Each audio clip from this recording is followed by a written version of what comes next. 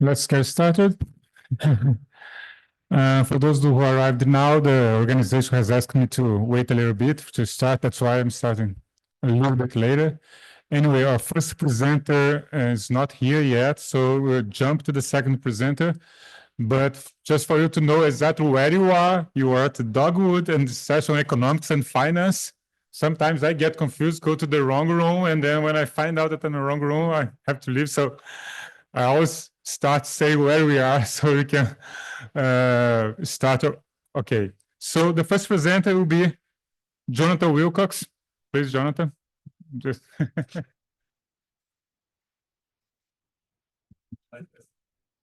Oh, yeah, please, Ian.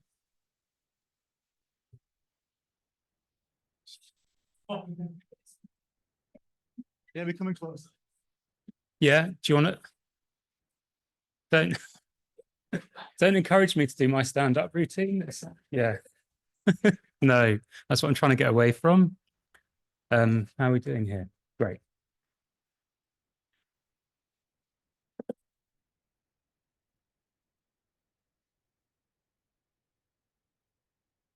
All right. So thank you all for coming along. I'm going to share a case study about the implementation of an internal cross-subsidy for fecal sludge emptying services that's being implemented by Vidura, who are a service provider in Kigali, Rwanda. But I really wanted to say that the most exciting thing for me about this study is the data itself, which has nothing to do with me, actually. As far as I'm aware, this is the first time that actual detailed operational and financial records have been available for this type of analysis. And that's largely because this type of service provider don't normally collect them, let alone share them. So the reliability of the data is a big part of the contribution from this work, in my view. So I've got 5 key takeaways that I'm going to try and build out in the next 10 minutes. The first is that the profitability, I really struggle to say that profitability of the emptying services varies quite a lot based on the customer group and the emptying method that's being used. But this means that revenue from the more profitable, there we go again, customer groups could be used to cross-subsidize services for low-income households. And in Kigali, where the study was conducted, it might be possible to achieve full coverage of emptying services without the need for any external funding. But this won't be possible without the support of regulation and from the city authority, because service providers aren't incentivized to do this themselves. And then finally, when we start to think about generalizing these results to elsewhere, as with almost everything, it's really important to consider the local context. And it's that will determine whether any additional funding is required or not. So, as we all know, cities everywhere need sanitation services to thrive. And in fast-growing cities in East and Southern Africa, on-site sanitation systems are very common. These are typically served by exhauster trucks, but there are broadly 2 problems with this. Firstly, exhauster trucks aren't suitable for all systems, particularly in low-income communities, right? So an alternative method is required, which can access the systems in informal settlements. And across the region, cities have worked with manual emptiers to improve their services. But that brings us on to the second problem, which is that willingness to pay is well below the market price for these services, and a large funding gap exists. So internal cross-subsidies have been suggested as one of the possible mechanisms that could be used to fund services towards the ultimate goal of increasing coverage of formal services and making progress towards citywide safely managed sanitation. So the next bit I prepared not having thought that I'd be in the economics and finance room, so this might be quite obvious to everybody, but if it's not, and like it wasn't for me, maybe this will be helpful. So cross-subsidies occur when revenue from one service is used to fund another, and I'll just give a few examples of that to get us all on the same page. So the most common one that's usually talked about is a cross-subsidy between water supply and sanitation services, and this is often referred to as a water surcharge. My favorite example that I've read about is from Korea, where they used a liquor tax to fund sewerage services. But these are both examples of external cross-subsidies, whereas an internal cross-subsidy occurs within a service provider's own business model. For example, between different types of fecal sludge emptying methods and customer groups. And that's what I'll be exploring in this presentation. Okay, so I'll just quickly describe the background to this case study before getting into the results. Vidura are a social enterprise who offer services to low-income communities where the other formal service providers in the city don't work. And they're implementing their cross-subsidy from profitable customer groups to do this. And they've been partly grant funded to achieve this, but I'll make this clear in the financial analysis later. To be able to reach the households that are inaccessible to exhauster trucks, they have adopted a semi-mechanical emptying technology, which hygienically empties pit latrines. And they're the only service provider using this technology in Kigali, but other service providers in the region have also started to adopt the pit vac, which I've shown here. They also own 3 different sized exhauster trucks, which service different customer groups. Now I get to use the laser. So we've got the large one on the right over there, and that typically works with corporate customers. There's the medium-sized one in the middle, which works with kind of higher income households who typically have septic tanks. And hiding away in the back there on the left, underneath the roof, is the small exhauster truck, which typically works with lower income households who prefer smaller emptying volumes. But the small exhauster truck actually has 2 roles.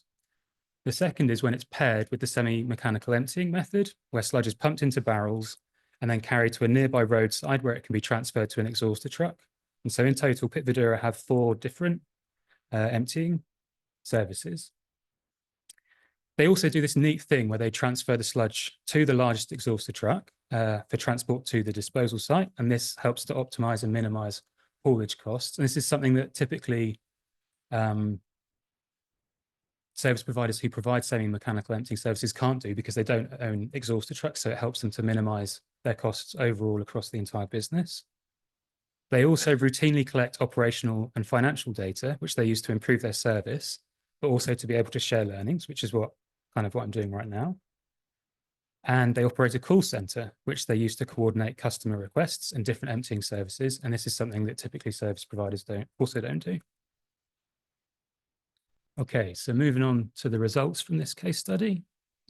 So since being founded in 2016, Pit Vidura's revenue has grown steadily to include a mixture of household and corporate customers. You can see that the focus started with low volume households, which are shown in orange in 2016. But as the need for an internal cross-subsidy became clear, Pit Vidura have developed their revenue base from high volume and corporate customers. So you can see on the right that in 2023, repeat corporate customers represent quite a large proportion of their total revenue. Okay, and this is a Sankey diagram that models their finances for 2022. I'm going to hang out on this slide for a couple of minutes, so don't look too worried yet, right? You've got a little bit of time to take it in. So the revenue from the different customer groups is shown in grey on the left, and the costs of operating the different emptying methods is shown in red on the right. The gross profit that's made by operating the large exhauster truck is represented by this green flow here in the middle of the diagram. But there are effectively 2 cross-subsidies in play. So the first is the operation of the large exhauster truck to the other services, and that's shown by the upper yellow flow. And the financial efficiency achieved by transferring the sludge between vehicles is shown in the little one down here. So in 2022, the large exhauster truck was really quite busy and it was being used at close to full capacity. And this meant it operated efficiently, which is partly why it generated a gross profit in that year, whereas the other vehicles were less busy and not being used efficiently. And this is partly why they're being cross-subsidized. But that's mostly just because Pit Vidura's business is still growing. It's not because there's not demand for those services. There's a couple of other things I want to point out from 2022, which are quite interesting. So first is that grant funding in this year was only used to fund indirect costs. And these are mostly the additional costs that Pit Vidura have compared to other service providers, the stuff that I mentioned earlier, like operating the call center or doing R&D. And this was the first year that grant funding was only used to fund those indirect costs. So overall, emptying services are gross profitable. And secondly, Pit Vidura, as a formal service provider in Rwanda, have to pay value-added tax. Other environmental services in Rwanda don't pay VAT, and neither do water service providers. And this is shown on the left here in the blue flow. And I think it's important to note that that's not an insignificant amount of money that they're paying. Cool. So to summarize, they're making pretty good progress towards implementing their model. And they've got a strong and growing revenue base and are scaling their services to be able to use the vehicles more efficiently, to be able to minimize costs. And this brings us on kind of to the big question, which I'm going to read out. Okay. Could an internal cross-subsidy fund semi-mechanical emptying services to fully replace informal manual emptying and pit sealing in Kigali. I'll just leave that there for a minute whilst I, get rehydrated. Okay, so this figure shows the average direct cost and revenue per job, assuming that each emptying method is operated at full capacity. And this was done by making some pretty simple assumptions about the fixed and the variable costs of them operating their service. The gap between the orange dot and the blue stack, right, this kind of stuff, and here and here and here, represents the gross profit for each of these services at current prices. But at these prices, demand for semi-mechanical emptying, which is on the far right, is very low, and not all households can afford the service. So in 2018, Vidura conducted a willingness to pay study and estimated that the price would need to be lowered by 70% for all households to stop using informal manual emptiers and doing dangerous pit sealing. And now you can see the need for a cross-subsidy when operating at full scale, because the green dot has dropped below the top of the blue stack. And so the next question is, at what scale would Vidura need to be operating at to generate enough gross profit to cross-subsidize semi-mechanical emptying for everybody in Kigali?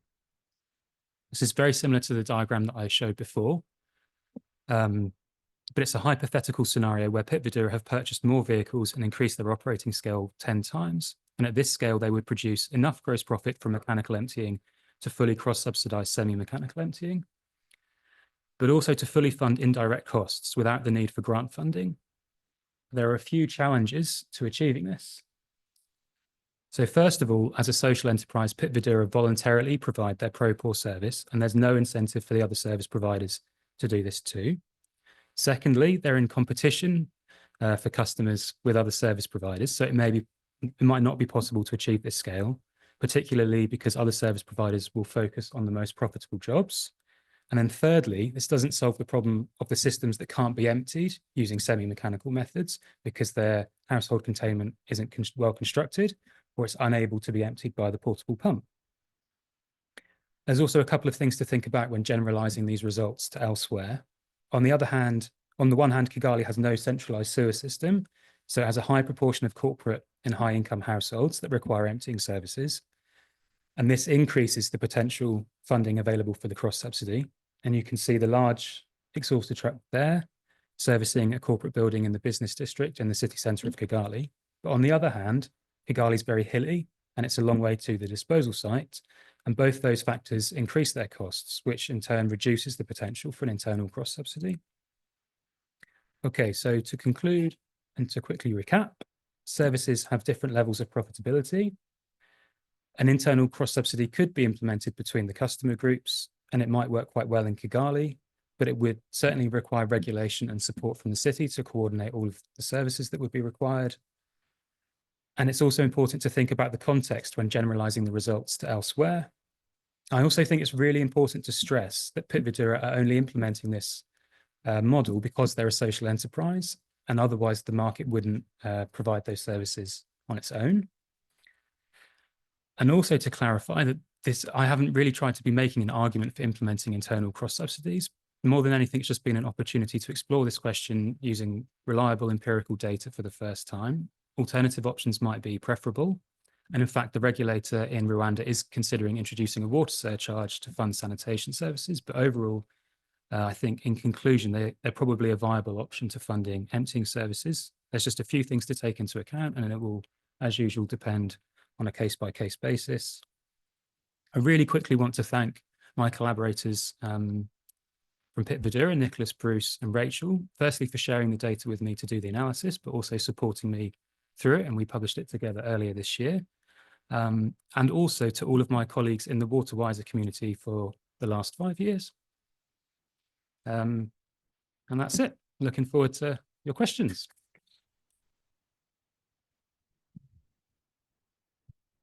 Questions?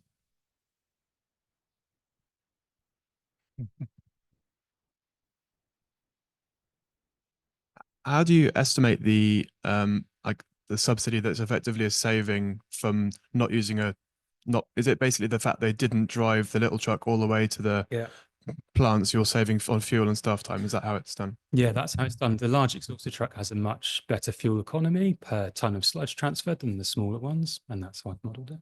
Yeah, it was quite simple, and it was quite surprising how much more efficient it is, despite the hill that it drives up being quite large. Yeah, so because they're not fully using all three of the vehicles at the moment, they use the middle-sized one as an intermediate storage tank. But I think this is just a good example of what happens when you start to deliver services at scale, and you can really begin to effectively coordinate different vehicles and stuff, which most service providers aren't able to do. Yeah. Thank you, Jonathan. There's a slide on the household, low income household, high volume, that slide. So Yeah. Shall I flick and you yes, please. So I noticed that that first slide. So I see household low volume first time Sure. seems to sort of gravitate more or less, slight increase, of course, in 2022 and 2023. So I just wanted to appreciate that. Are you having these people moving into the other categories in terms of, are they bringing in more volumes? Are they repeat? Or is Pit Vidura, as they are growing, beginning to prioritize more of the other corporate repeat and all of that, just to be able to appreciate that? Yeah, I'll take that. Thank you. I'll take both those questions. So actually, I haven't, in the analysis, I didn't disaggregate where the customers transition from the low volume group to the high volume group. That's a really good point. And the second question, is it about the growth of the, sorry, can you repeat it again, Yvonne? Classic problem. Well, so I really just want to understand the household low volume first time. They don't seem to be changing much. So I just want to appreciate, is it that they are moving up to either become repeat, or is Pit Vidura, as it's growing, beginning to prioritize the high volume and the corporate? Sure. Thanks for repeating it. So I would say that it's the low volume household customers are growing. You need to combine both of the orange stacks to appreciate the total amount, and they're still acquiring new customers. Those are the first timers, right? But I think early on in there, I can't really speak on behalf of Pit Vidura, but I'll just explain what I know. In the first few years of their operation, they realized that they weren't going to be able to massively increase coverage in the low volume market because the price point would be too high if they're delivering services at cost. So that's why they started to introduce their services for corporate customers, and they're building up the revenue base to in the future be able to lower the price for the low volume households.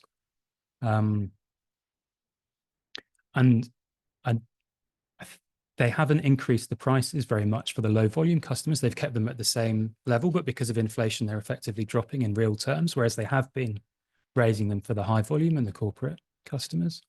Yeah, so I expect, and what we'll see in the next few years, is that the number of low volume customers will start to grow a lot more because they'll be able to start implementing the cross-subsidy in anger, so to speak.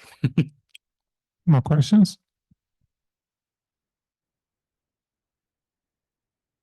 Oh, come on. Yeah. Let's go to the Sankey. Which one? The first one? Yeah. Thanks. So I was just really trying to understand how the top cross subsidy works, and I just don't understand. So would you mind explaining it again? Do you mind if I show it on the full scale one? Yeah, because I think this one doesn't really show the cross subsidy in action because the different emptying methods aren't being operated as they're designed to be operated. So it's more useful to look at the modeled one. So the idea with the modeled one is that if the mechanical emptying methods, those using only the exhausted truck, are operating efficiently, so they're doing 3 or 4 jobs each per day, that kind of scale, they should all be able to generate a gross profit, even the smaller one. And that all feeds into this pot of money that could be used to cross-subsidize the semi-mechanical emptying, which at the required market price for everybody to be using it, wouldn't be able to operate at a gross profit.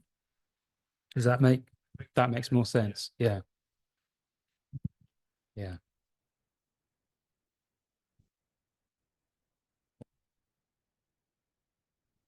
No questions?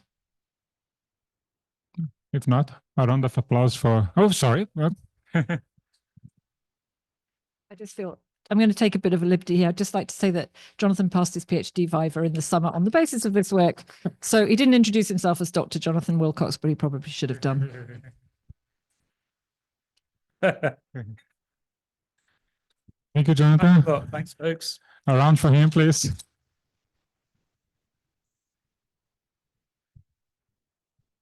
Our next presented, Ian Ross.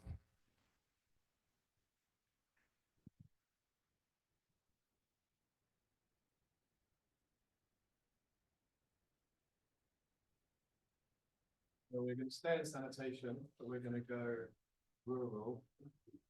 We're going to go CLTS.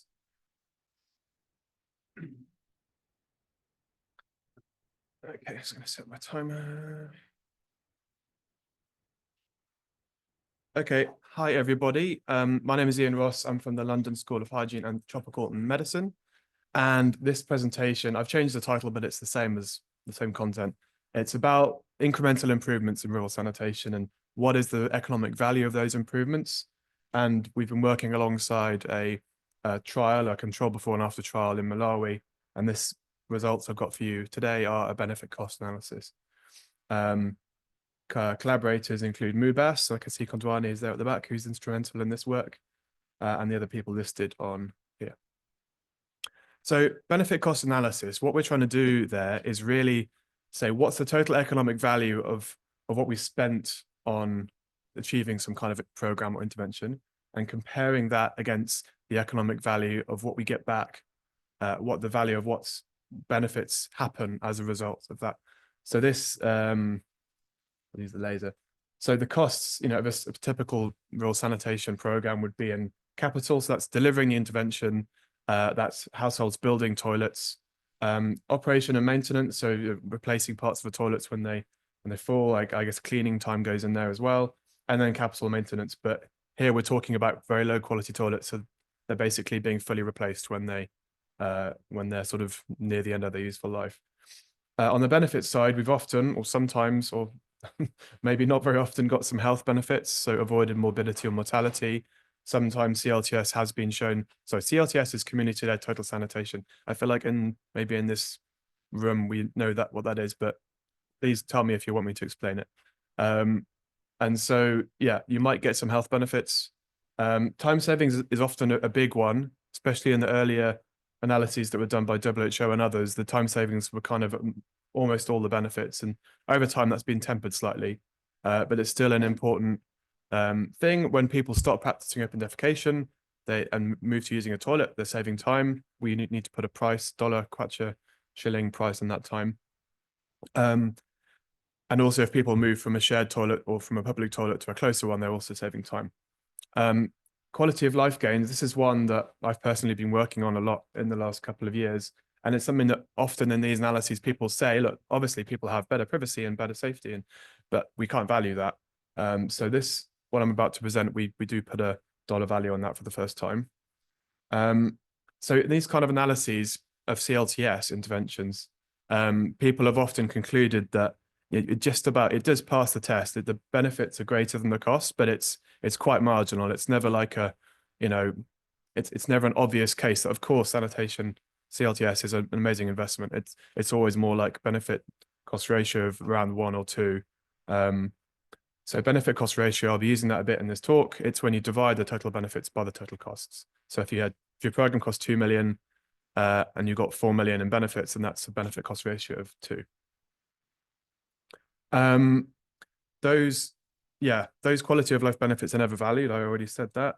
And that travel time that I mentioned, it's a key parameter, but because no one's ever valued that empirically, it's often based on assumptions, sort of benefit transfer, it's called, from other settings. So, typically what's recommended is that 50% of the sort of unskilled wage in that population is used as the value of time.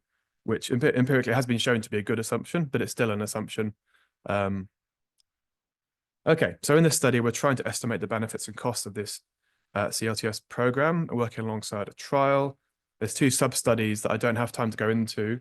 One, this is being done by a Malawian PhD student called Mindy Panulo, which is where we put that price on the quality of life gains. If you're interested in that, come and talk to me afterwards. The other part is a discrete choice experiment, where we, for the first time, put that value on the open defecation travel time. Again, come and talk to me afterwards if you're interested. Okay, so this program we're working alongside is implemented by World Vision with Water for People and the government of Malawi. It's called Wash for Everyone, or W4E. The trial that Kondwani presented yesterday, maybe some of you were there, had 3 arms. Today, I'm only going to talk about 2 arms.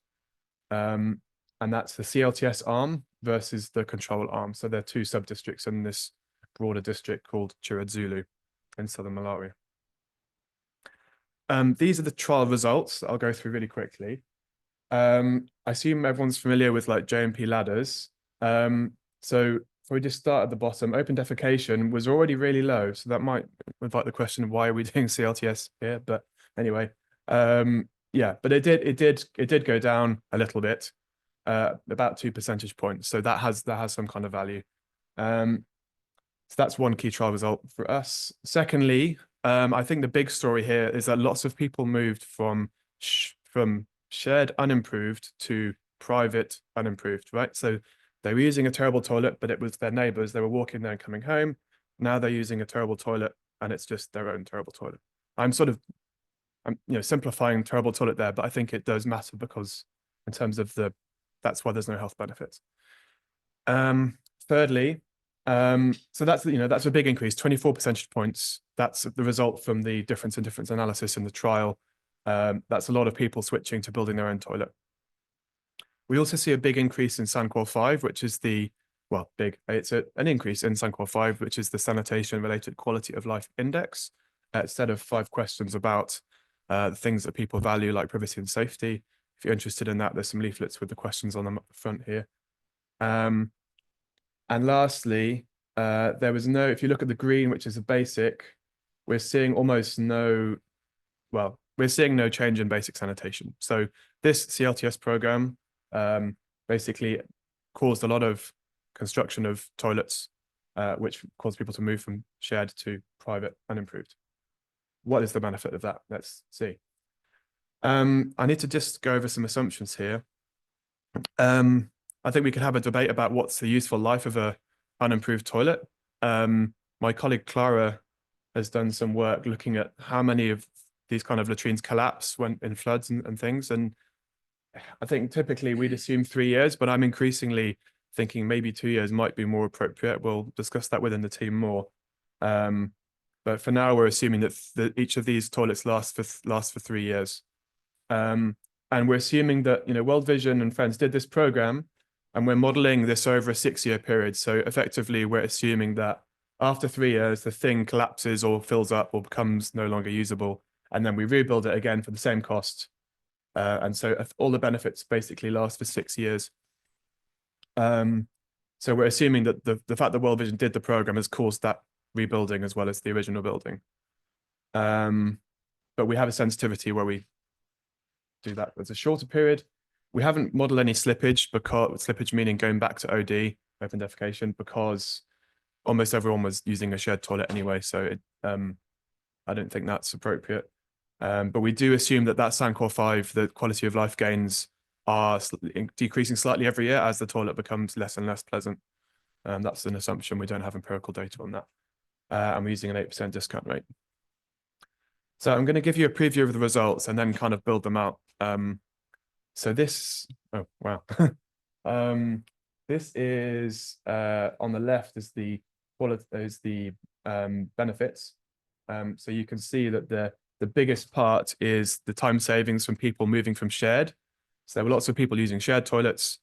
They've moved to private toilets, and we use data. There's about 2 minutes per day of time from that, and we put a value on that, and it adds up to a reasonable amount. Open defecation time savings are still there, but as there are people we asked in the survey, and people are walking 15 minutes median. So, you know, that adds up to something, but it was a very small number of people. Quality of life comes out to, yeah, about sort of a quarter or a third of benefits overall. On the cost side, it looks like this. I'm going to go into this in a minute. But I guess the main takeaway here is that the benefits are greater than the costs, which is good. In the base case, with all the assumptions that I mentioned, then the ratio is 1.4 or 1.45. So for every dollar you're investing, you're in theory getting $1.45 back in the economy. But typically we take a probabilistic approach to these things. There's so many variables go into this model that the base case is just not really the be all and end all. And it's much better to propose distributions that these variables would vary according to, and then do a Monte Carlo simulation where you basically do 1,000 draws from those distributions to get like what the realistic range is. And that's there. So you can see there's probably plenty of results which are less than 1 and plenty where it's more than 2. So it depends on the baseline conditions. So I guess so far what you can take away is that, you know, we have got a positive benefit cost ratio. Well done, World Vision. But even without health benefits, which we haven't modeled here because there was no improvement in improved sanitation. But I do, as I'll show in a minute, I do think this might still be a little bit rosy even then.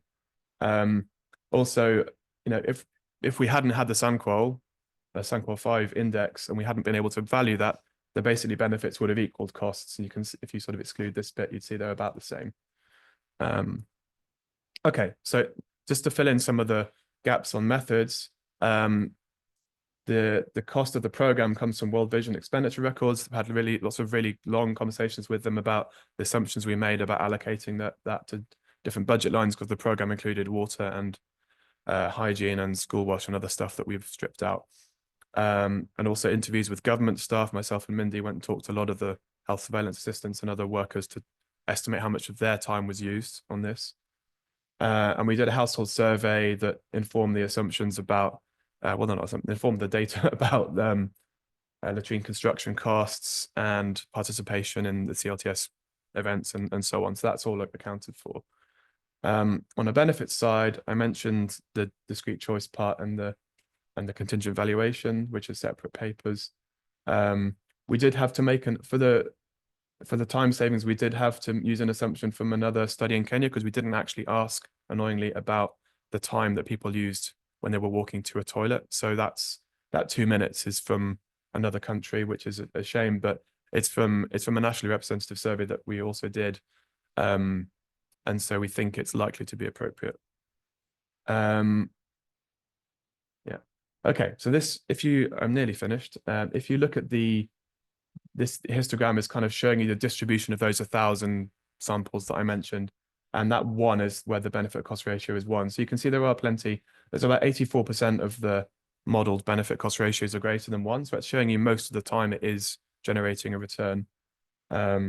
We also did some deterministic sensitivity. That means where instead of varying everything all at the same time, you're varying one thing at a time. So in the scenario where we let the toilet be rebuilt once, and we only run the model for 4 years, which I'm increasingly thinking is the more realistic model, then the benefit cost ratio goes down a bit to 1.2.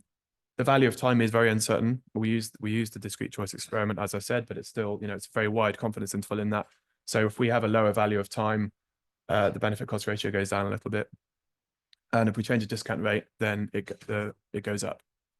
But, you know, broadly, I think in all of these, we'll do a lot more of these, but it's going to end up being somewhere between like 1.2 and 1.6, depending on the assumptions that you make. In conclusion, the CLTS, I'm not quite sure if it was why we were doing this program when only 3% of people were doing OD. I mean, maybe there was an argument for it, but maybe there could have been a bigger increased focus on like getting people to improve. So I think it's an achievement, certainly, that so many people had private toilets, but maybe in the future we should be focusing more on getting people up the sanitation ladder further. You know, this question of how many rebuilds can we attribute to the program, I think attributing 1 rebuild and over 4 or 6 years seems appropriate, but there is an argument you could just carry that on for like 50 years I'm not sure that's appropriate, but interested in your views on that. There is lots of uncertainty here about so many of these variables. So that's something we can talk more about. And I think the contributions we're making in the study, firstly about valuing those quality of life benefits, putting a dollar value on them for the first time, and then directly valuing that OD travel time from the DCE was also a new thing. So I do think that, we've just CLTS just about scrapes by, but I do think we can do better in rural sanitation, and we need to find ways to do better. Thank you to everybody involved in the study, Mindy in particular, who's one of her PhD papers is on the contingent valuation part, and everybody else. Yeah, I'm interested in your questions. Thank you. Questions?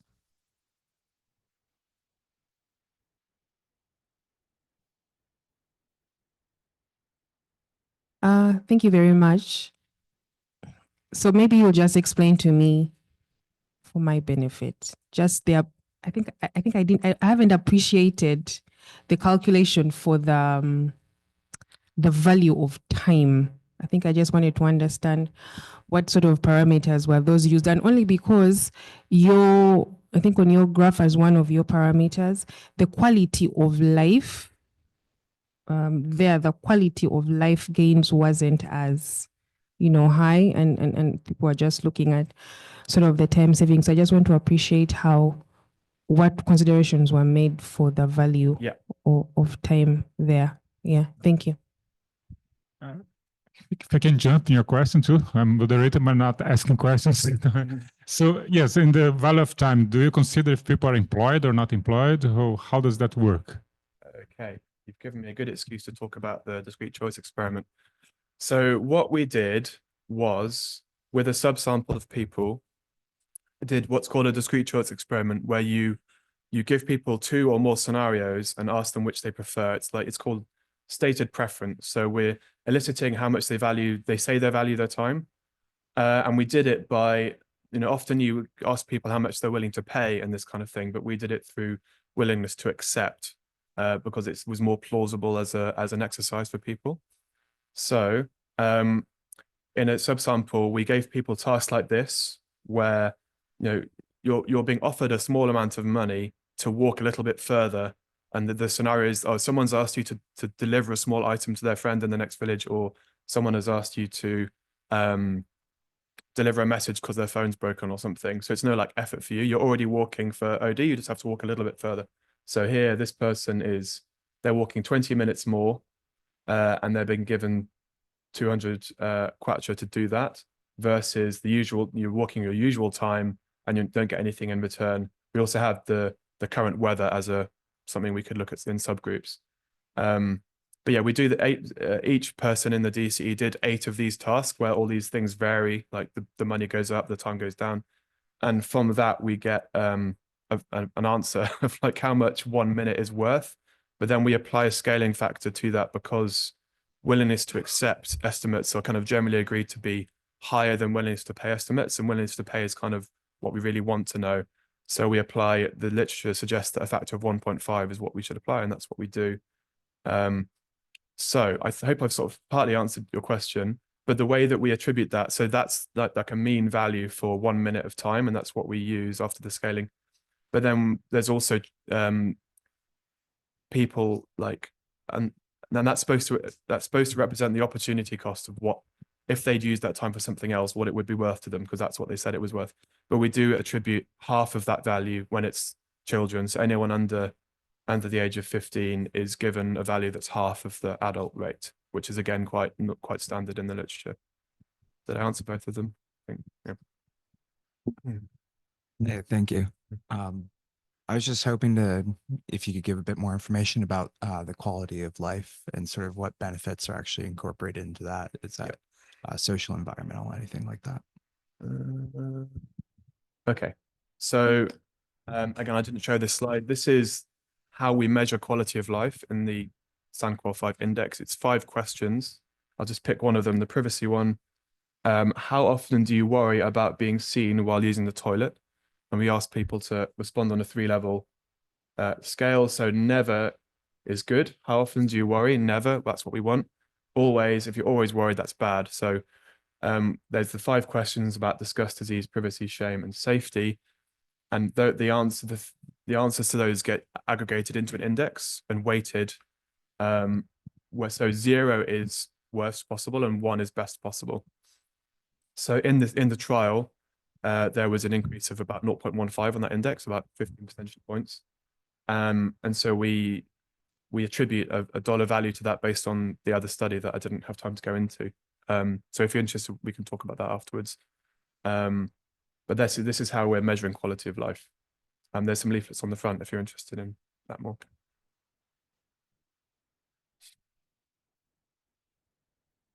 Thanks. I'm really sorry I walked in about halfway through, which wasn't deliberate. So I'm sorry if this is a stupid question. You've already covered it. Just a couple of things. The disease bit is do you worry about disease? But did you also look at the costs of getting infected and the kind of cost benefits of that? And if you didn't, why?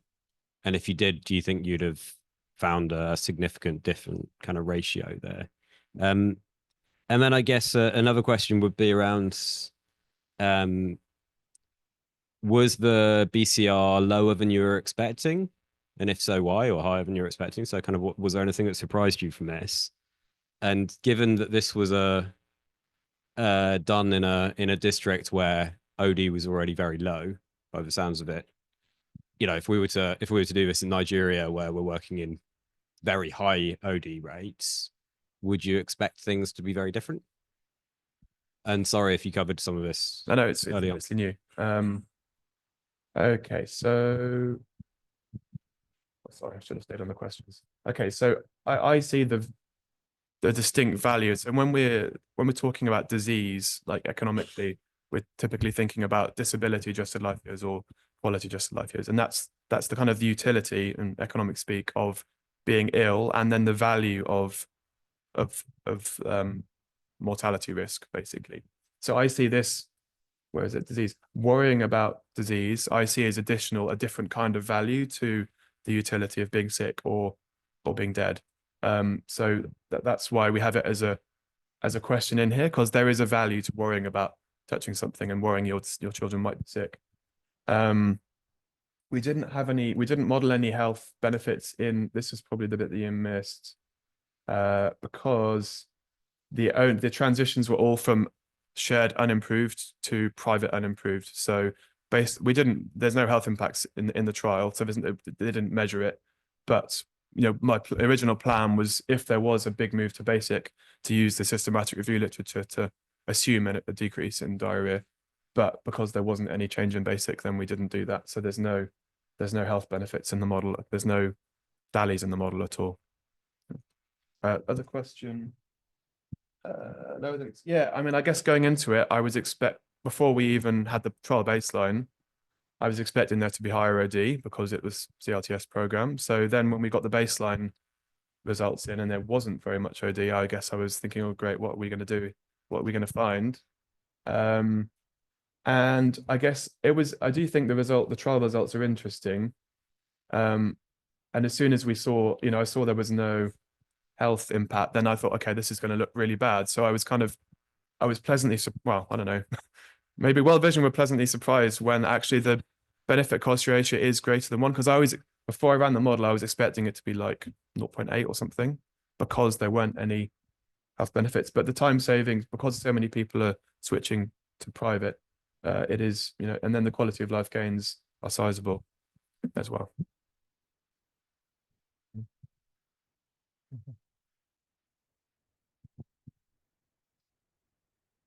Hi, sorry, just one kind of point of caution on this, and just immediately jumping to, there is no health impact. I think we need to be a little bit more careful with the language here, and there's an unknown health impact.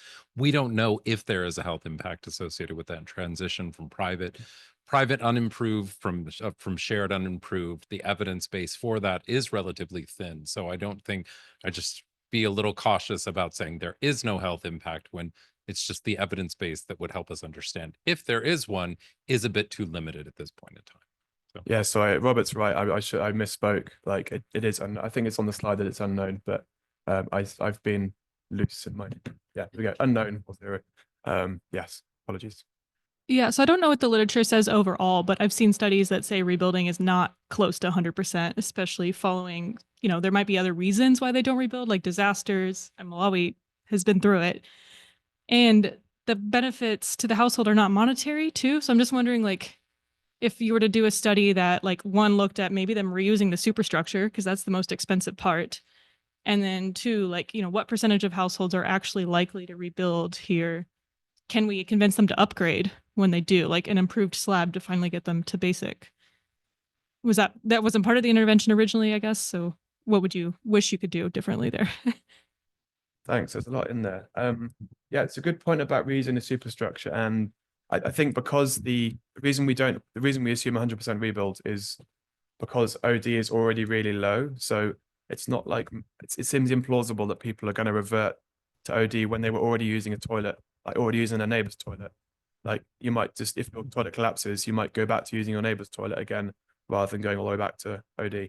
So it's an assumption. We don't know, but it seems plausible given it's almost 0 OD now in these sub-districts. Upgrading, yeah, it's a good point. So we have assumed in the model that when people rebuild, they incur the full cost of rebuilding. So all the materials, including the superstructure, we should probably do something that takes out the superstructure cost. We did ask about the cost in an itemized way. So how much did you spend on this? How much did you spend on that? So we could do that. So thank you. That is a good idea. But I would need to talk to my Malawian colleagues about how likely people are to reuse the superstructure, because typically it is, with these kinds of toilets, it is like a grass sort of superstructure. So it's not very expensive. And yeah, concrete slabs, I don't know. Okay. Hello, I have 2 questions. Can you go back to the slide with the benefits? Yeah. With the monetary, yeah, there. This one. Yeah. So I guess I had 2 quick questions. One is really simple. Do average household gets a benefit both from stopping OD and also from no longer sharing? Like how is that? I don't understand that addition there, or how that was. Oh, sorry. It's so this is like it's represented in a per household basis. Aggregated it. But yeah, it's different people. So there's 24% of the sample get the shared benefits and 2% of the sample get the time savings benefits, and everyone gets the quality of life benefits because that was estimated in the trial as an outcome in the population. So yeah, I appreciate that. I need to explain that a bit better. And then for the time savings from the sharing, that also came from that discrete choice. The value bit came from that, yeah. And do you know offhand what proportion of responses were considered like rational in that discrete choice example? Oh, yeah. I mean, we should talk about that afterwards, but we chucked out half the data for being not credible. Yeah. I say half, maybe like 40%. We had lots of internal checks on the discrete choice experiment to see how people were responding to it, and about half of them we checked out. More questions?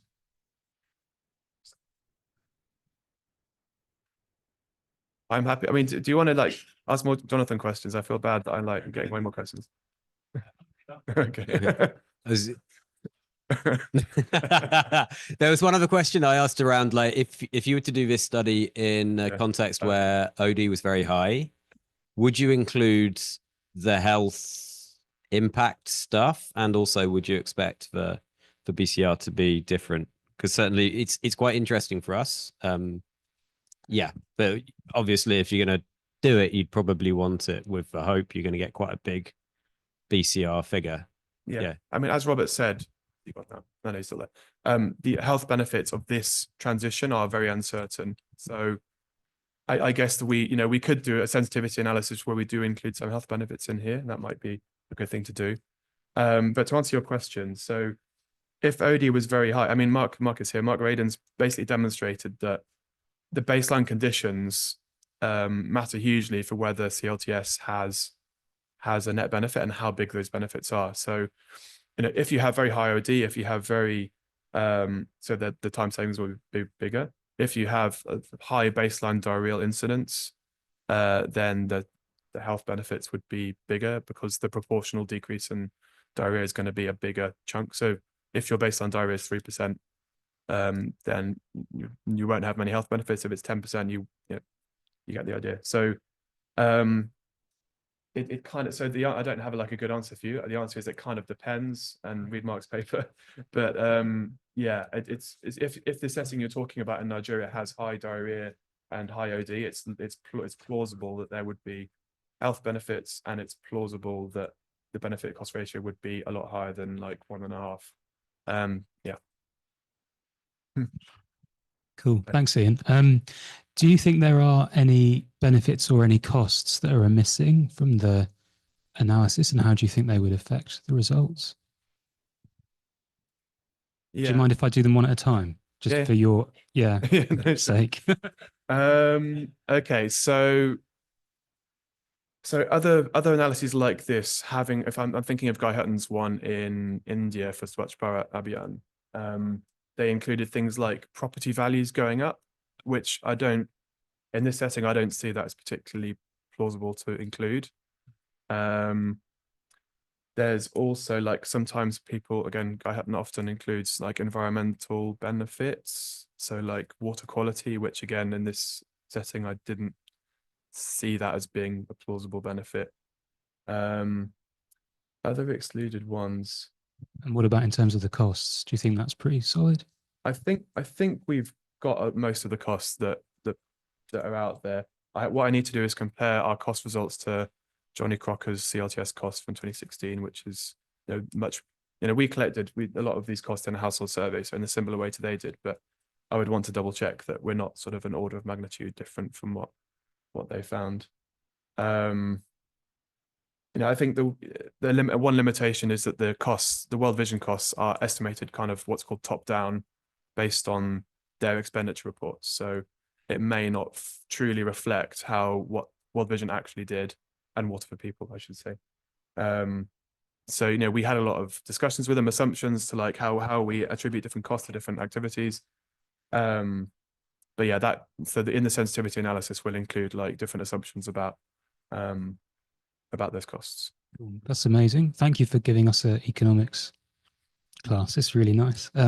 So second question is, often in this kind of infrastructure cost benefit analysis, we're talking about really long life cycles, if you think about sewers or treatment plants and stuff, but this is quite a short life cycle. Do you have any reflections on that when you're comparing BCRs from this kind of work to the other, I don't know what we'd call it, big infrastructure stuff?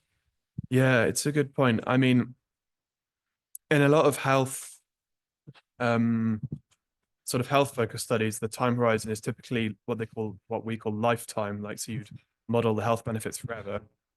Whereas I think for these, because we haven't got any health benefits here in the model, there may have been some in reality. Then it makes sense to have a short time horizon. I think because because the infrastructure lasts such a small time, and the more times that we're assuming that someone rebuilds the toilet, the further away we're getting from the intervention effect. And so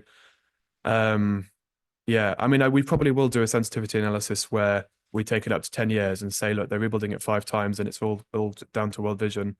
But the discount rate we have is not so high that that would still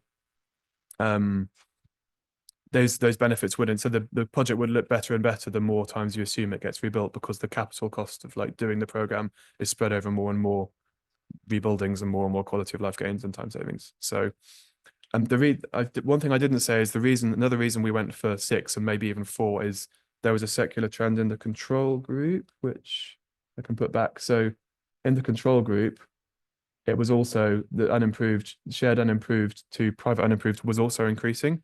So if you make that if you model that out, it ends up about 4 years and they'll be at parity anyway. So that's another reason I think the 4-year model is probably most appropriate. I guess I almost have a comment / something to point out.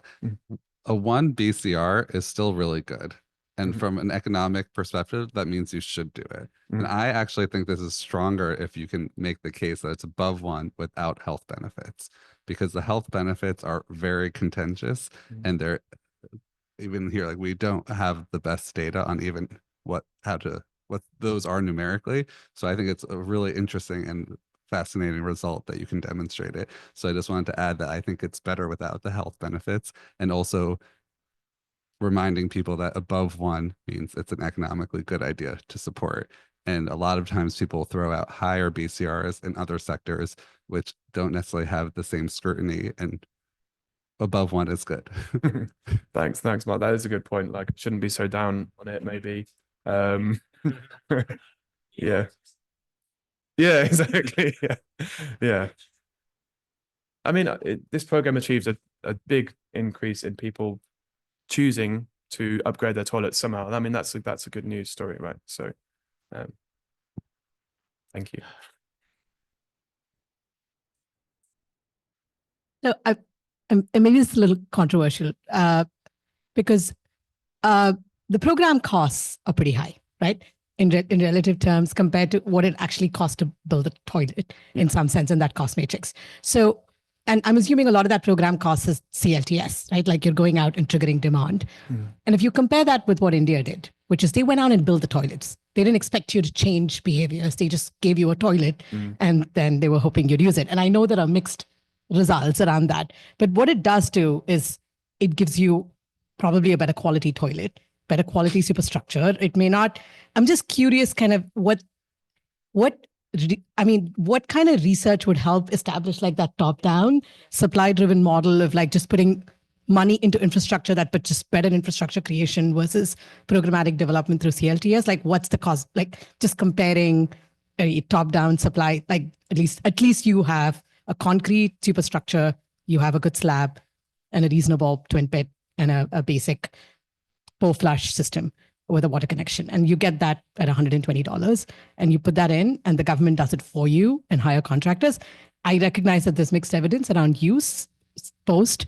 I'd be curious what that is like versus the kind of money you spend on CLTS and give it, and depending on perhaps particularly lower income households to put up their own money to build toilets, which is obviously going to be poor quality. And I'm assuming, Barbara, like the life cycle costs, right? And we see this with pits all the time because when you expect poor people to set up their own systems, they build suboptimal systems, and actually they spend more money over the life cycle of a certain asset class than rich people do because they just have more upfront capex to spend. So I'm just curious what that comparison would look like. Yeah, that's an interesting question. I mean, so UNICEF and Guy Hutton did do a benefit cost analysis of Swatch by Abian. So thanks for your point. I should go and check what the cost per household of the program was for them and see how it relates to this. I forget exactly what the results were. I mean, I think it might have been 2.5 or 3 something benefit cost ratio. Yeah,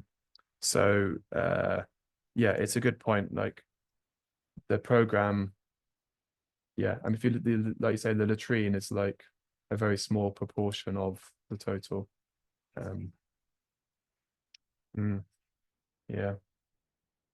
I mean, I guess the recurrent cost is also important. So I guess you could say like half of it is actually the latrine. Yeah, thank you. I will look into this. Yeah. Yeah. Okay, I think it's time to finish this session. So I thank you all for this. It was really fun, lots of questions. So I'd like to thank Ian. So let's have some fun, drink some wine, and then those who go to the dinner, eat a lot too. So food here is always good. So one thing that we should do as experiment here is everyone, the first day, go to the scale, take note of your weight, and do the same when you leave. You're going to get a few pounds at the end of the week, I'm sure.